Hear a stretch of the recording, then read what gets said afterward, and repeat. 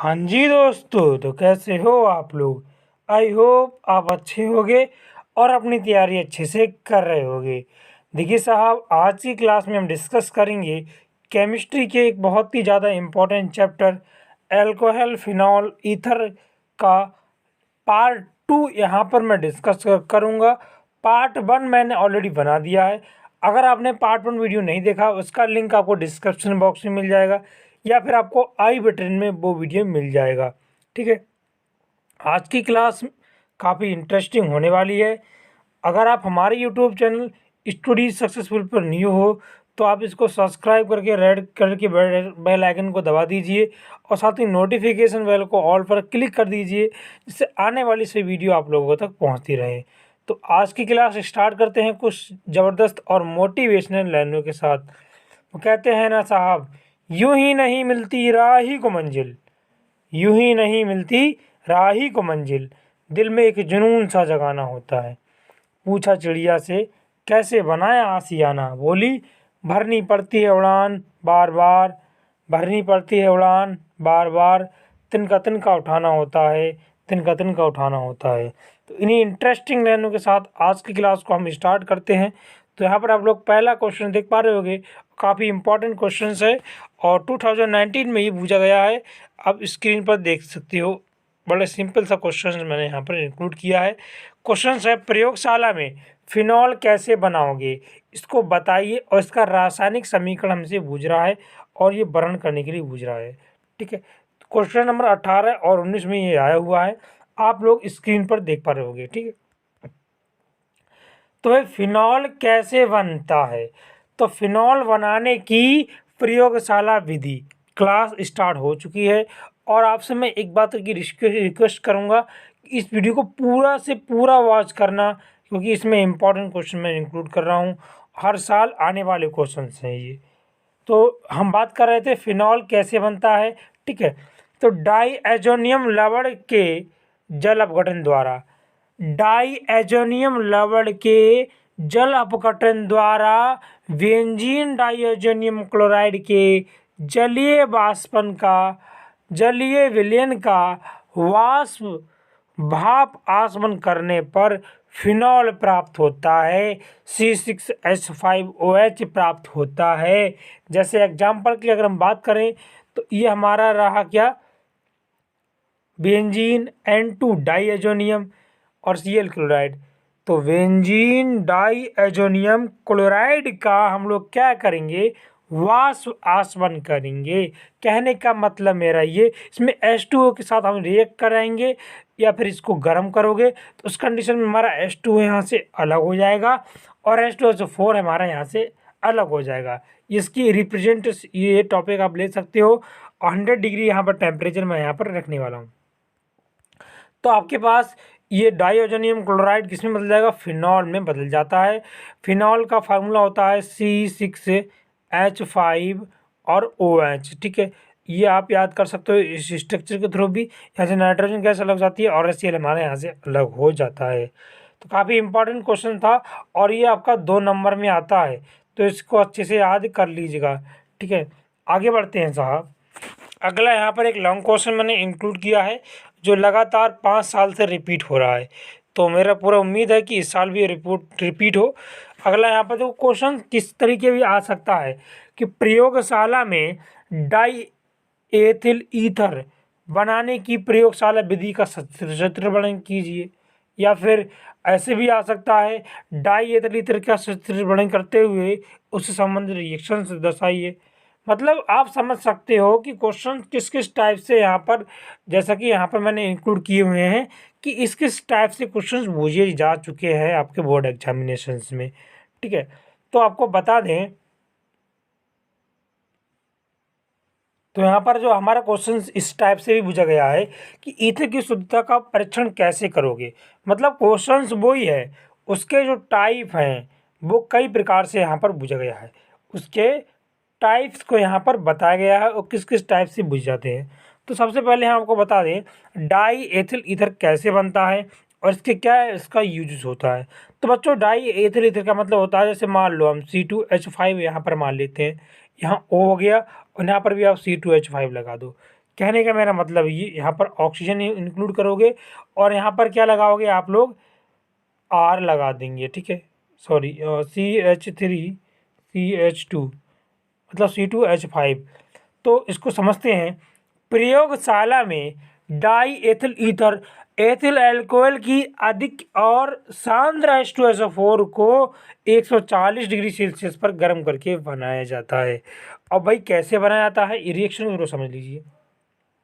C2H5OH ये हमारा क्या है भाई, अल्कोहल होता है, एथिल अल्कोहल। इसको मैंने H2SO4 के साथ गर्म कर दिया। तो भाई 100 से यहाँ पर टेम्परेचर याद कर लीजिए 110। अब देखिए यहाँ से हमारा H ये रहा और OH ये रहा, तो H2 हमारे यहाँ से अलग हो जाएगा और एथिल हाइड्रोजन सल्फेट बन जाता है। और जब हमारा एथिल हाइड्रोजन सल्फेट बचा हुआ है, इसको मैं क्या करूँगा, इसको पुनः हम लोग गर्म करते हैं। और ये गर्म किसके साथ करते हैं वो भी यहाँ पर सीख लीजिए। गर्म हम लोग यहाँ पर साथ करते हैं इसके C2H5OH के साथ, मतलब हमारा एथिल हाइड्रोजन सल्फेट बना है, इसका रिएक्शन करा देंगे हम लोग C2H5OH के साथ। जब ये OH के साथ रिएक्शन करेगा तो हमारा H2SO4 हमारा पुनः अलग हो जाएगा और C2H5 यहाँ पर इंक्लूड हो जाएगा। कहने का मेरा मतलब ये है मेरे स्टूडेंट कि C2H5O और C2H5O इसको डाई एथिल ईथर भी के नाम से भी जानते हैं। और ऐसे क्वेश्चंस आपके यूपी बोर्ड एग्जाम में ज़्यादा से ज़्यादा पूछ जाते हैं, चाहे आप 10th क्लास में हो चाहे आप 12th क्लास में हो। वैसे तो मैं 12th का सिलेबस करा रहा हूँ, 10th क्लास में भी कभी कभी आ जाता है क्योंकि उसमें भी अल्कोहल वाले बेसिस दिए हुए हैं। तो आप लोग इस चित्र को अच्छे से देख लीजिएगा क्योंकि चित्र में ही माय डियर स्टूडेंट नंबर होते हैं और चित्र के बिना आपका फुल मार्क्स नहीं मिलने वाला है। तो चित्र में आपको ज़रा से भी कटौती नहीं करनी है, आपको अच्छे से चित्र बनाना है, चाहे भले ही टाइम लगे 5 मिनट लग जाए आपको, ठीक है, क्योंकि यार चित्र में ही फुल मार्क्स मिलते हैं। अब बढ़ते हैं आगे। अब मैं इसको एक्सप्लेन करा देता हूँ कि किस टाइप से यहाँ पर आपको लिखना है। तो लिखने की बात करें तो आपको लिखना है, एक पेंदी के फ्लक्स में C2H5 और सांद्र H2SO4 2:1 के अनुपात में उपकरण में चित्रानुसार लगाया गया है।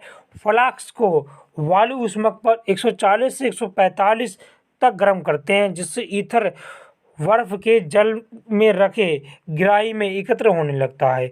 इस विधि को अवृक्त या फिर इथरीकरण विधि के नाम से भी जाना जाता है, क्योंकि एथिल अल्कोहल और सल्फ्यूरिक अम्ल के गर्म मिश्रण में एथिल अल्कोहल डालकर ईथर लगातार प्राप्त किया जा सकता है। तो समझ में आ गया आप लोगों के। देखिए इस प्रकार प्राप्त आश्रित ईथर में अल्प मात्रा में H2SO4 अल्कोहल जल की अशुद्धियाँ मिली रहती हैं, जिसके लिए ईथर को कास्टिक सोडा विलयन के साथ धोते हैं। तो कास्टिक सोडा का फार्मूला याद कर लीजिए, NaOH होता है हमारा कास्टिक सोडा, ठीक है।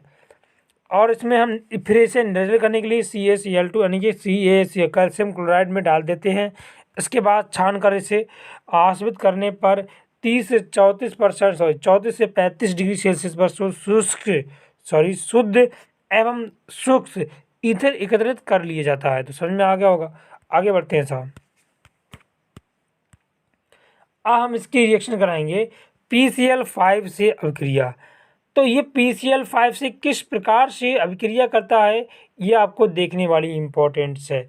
तो भाई PCl5 के साथ जब भी ये रिएक्शन करेगा तो हमारे पास क्या बन जाएगा, C2H5 जब रिएक्शन करेगा PCl5 के साथ, तो भाई आपको पता है दो कंडीशन से, दो मैंने इंक्लूड कर लिया और यहाँ पर बच जाएगा POCl3। क्या बचेगा, POCl3।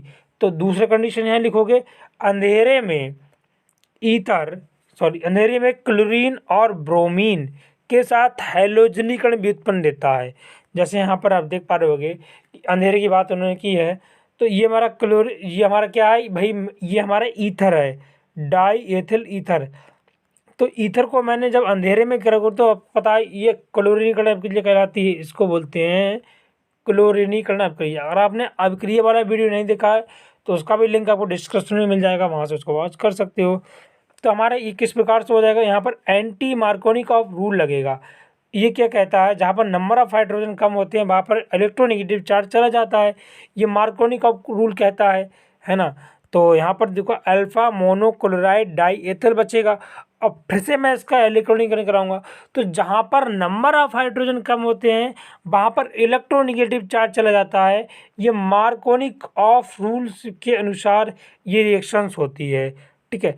Alpha alpha chloro die chloro ethyl हमारा ईथर बन जाता है। इस प्रकार से काफ़ी इंपॉर्टेंट रिएक्शन थी, तो आप अच्छे से समझ सकते हो।